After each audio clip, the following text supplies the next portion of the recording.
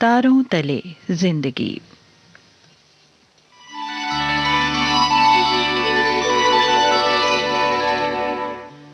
तारों तले जिंदगी इस सीरीज में हम आपके लिए लेकर आए हैं हिंदी साहित्य जगत की कुछ चर्चित कहानियों और उपन्यासों पर केंद्रित नाट्य वाचन। इस कड़ी में प्रस्तुत है मुंशी प्रेमचंद का लिखा चर्चित उपन्यास प्रेमा। तो आइए सुनते हैं प्रसिद्ध उपन्यास प्रेमा का रेडियो नाट्य वाचन।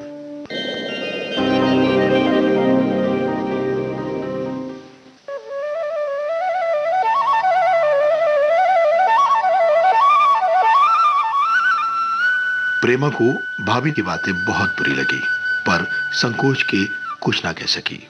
तो पूर्णा ने जवाब दिया, अरे भाभी, आप बाबू अमृत राय पर बड़ा अन्याय कर रही हो। भाभी ने कहा, मुझे तो लगता है कि उनको विवाह की चेष्टा ही नहीं है। अब सुनते हैं प्रेमा रेडियो नाट्य वाचन की नवी कड़ी।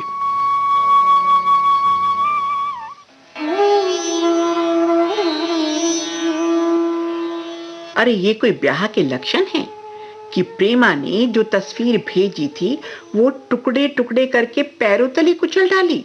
अरे मैं तो ऐसे आदमी का मुंह भी ना देखूं।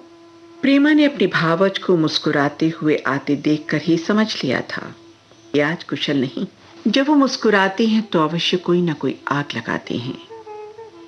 वो उनकी बातचीत का ढंग देखकर सहमी जाती थी कि देखिए ये क्या सुनावनी सुनाती है। भाभी की ये बात तीर की तरह कलेजे के पार हो गई। हक्का बक्का होकर इधर उधर ताकने लगी, मगर पूर्णा को विश्वास नहीं आया। ये क्या अनर्थ करती हो भाभी? अरे भैया भी आए थे, उन्होंने तो इसकी कोई चर्चा नहीं की। मैं तो जानती हूँ कि पहली बात की तरह ये बात भी छूटी होगी। हाँ, यह असंभव है कि वो अपनी प्रेमा की तस्वीर की ऐसी दुर्गत करते हैं। भाभी बोली, तुम्हारे न पति आने को मैं क्या करूं, मगर ये बात तुम्हारे भैया खुद मुझसे कह कर गए हैं। अरे फिर इसमें बात ही कौन सी है? आज ही अपनी तस्वीर मंगा भेजो, देखो क्या जवाब देते हैं। अगर ये बात झूठी होगी तो अवश्य तस्वीर भेज देंगे, या कम से कम इतना तो कहेंगे कि ये बात झूठी है। अब पूर्णा को भी कोई जवाब ना सूझा, वो चुप हो गई। प्रेमा भी कुछ नहीं बोली। उसकी आंखों से आंसू की धारा बह निकली। भावज का चेहरा ननंद की इस हालत पर खिल उठा। वो अत्यंत हर्षित होकर अपने कमरे में आई, दर्पण में मुंह देखा, आप ही आप मग्न होकर बोली, ये घाव अब कुछ दिनों में भरेगा। बाबू अमृत राय रात भर करवट ही बदलते रहे। ज्यों ज्यों उन्होंने अपने नए इरादों और नई उमंगों पर विचार किया, त्यों त्यों उनका दिल और भी दृढ़ होता गया। और होते होते देशभक्ति का जोश उनके दिल में लहरें मारने लगा। पहले कुछ देर तक प्रेमा से नाता टूट जाने की चिंता इस लहर पर बांध का काम करती रही, मगर अंत में लहरें ऐसी उठी कि वो बांध टूट गया। सुबह होते ही मुंह हाथ धोकर कपड़े पहन बाइसिकल पर सवार होकर अपने दोस्तों की तरफ चले। पहले पहल mister Gulzari Lal BA LLB के यहाँ पहुंचे। ये वकील साहब बड़े उपकारी मनुष्य थे और सामाजिक सुधार का बड़ा पक्ष करते थे। उन्होंने जब अमृत राय के इरादे और उनके पूरा होने की कल्पनाएं सुनी तो बेहद प्रसन्न हुए और बोले, हाँ, आप मेरी ओर से निश्चित रहिए और मुझे अपना सच्चा हितैषी समझिए। मुझे बहुत हर्ष हुआ कि आप हमारे शहर में आए हैं और आप जैसे योग्य पुरुष ने इस भारी बोझ को अपने सर पर ले लिया है। आप जो काम चाहें मुझे सौंप दीजिए, मैं जरूर पूरा करूंगा। यही नहीं, उसमें अपनी बढ़ाई समझूंगा। अमृत राय वकील साहब की बातों पर लट्टू हो गए। उन्होंने सच्चे दिल से उनको धन्यवाद दिया और कहा, वकील साहब, मैं इस शहर में एक सामाजिक सुधार की सभा स्थापित करना चाहता हूँ।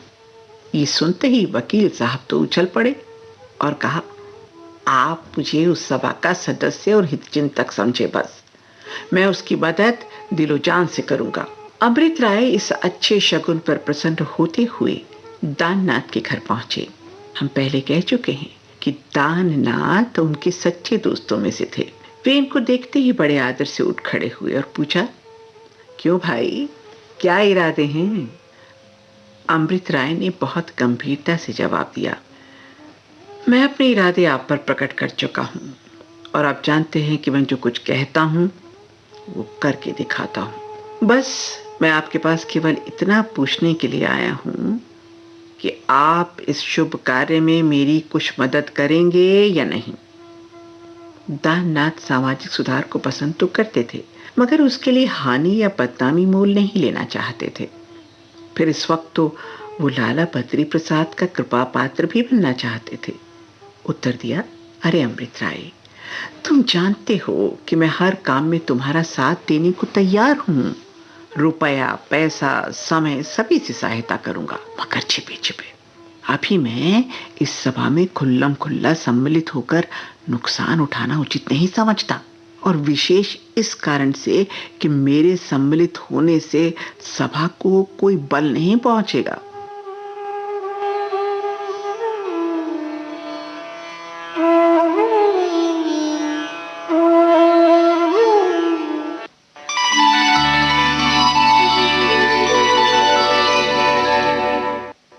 तारों तले जिंदगी। इस क्रम में अभी आप सुन रहे थे मुंशी प्रेमचंद का लिखा उपन्यास प्रेमा का रेडियो नाट्य वाचन। स्वर डॉक्टर ऋतु राजपूत का था और प्रस्तुतकर्ता थी काजल सूरी।